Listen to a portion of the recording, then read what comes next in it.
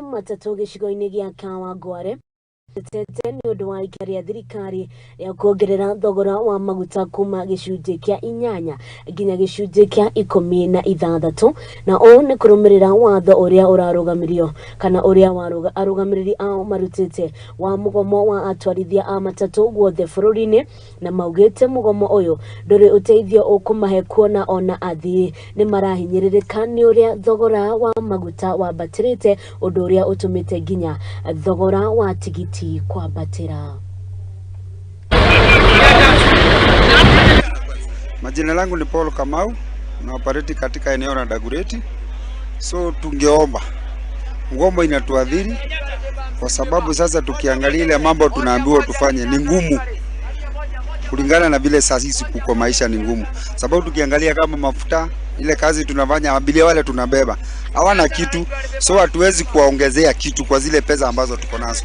Pia sisi tuko na shida kuambiwa kama tuweke kulipa rudi shule, license yako iki-expire, bado hiyo ni shida. Kwa sababu sasa kama mimi na miaka 30 kwa hii barabara na ile shule nilioenda ninaambiwa nirudi nifanye nyingine tena ile ambayo sijui. So hata kama kuna mtu mmoja amekosea, sio madriver wote wamekosea. Na hii sekta inakuanga ngumu kwa sababu ukikuja yako haitasaidia kwa hii sekta. So unafaa ujumisha watu wote kwa sababu wanahangaika kwa mashida mingi. Mimi nikiongezea mwananchi yule nabeba hapa kwa shilingi 30 au 20, nimuongezea nyingine 20 hatapata. So sasa ile shida iko kitu kama hiyo VAT tuondolewe ya kurudi shule. Sisi ni wa Kenya, na wale ambao tunaambiwa tuende kwa watu waongezea hawana kitu. Wengine hata tukibeba 20 wanatembea mguu, hata 10 hana, hata mwingine hata anashindwa hata pesa za kukula. So tukiwa sisi kama madriver tunaumia kwa hii mgomo, sababu mwenye gari mwingine hata ni deni amechukua alipe hii gari. So sasa zile tunaenda kuitisha hizo pesa ama hiyo majukumu ya serikali inasema tufanye, inakuwa ngumu kwetu na tunashindwa vile tutaendea kwa hawa raia kuambia. So ile kitu tunafaa kuangaliwa ni mafuta, kitu ya kwanza. Kitu ya pili tusirudi shule. Kitu ya tatu kusema hii gari weke kamera. Kamera sio speed governor. Hizi gari ziko na speed governor na tumetumia pesa mingi, unakuta gari hiyo governor unaweka na 40. Sasa kuambiwa weke kamera hii tena Nairobi sisi hatufanyagi accident. Wale wanafanya ni wale wanaenda round services, hatuna haja tuambiwe tuweke kamera. Na ule kitu naambia mtu weke hata chakula ya tumbo wenyewe hana.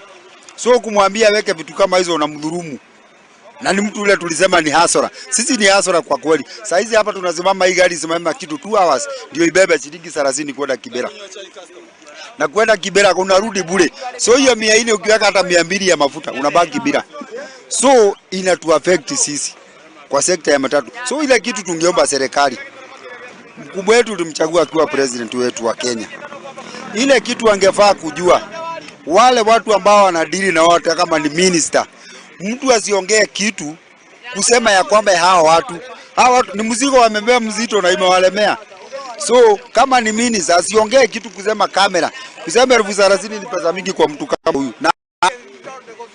So ile kitu iko gari zetu ziko na speed governor, ziko na barua.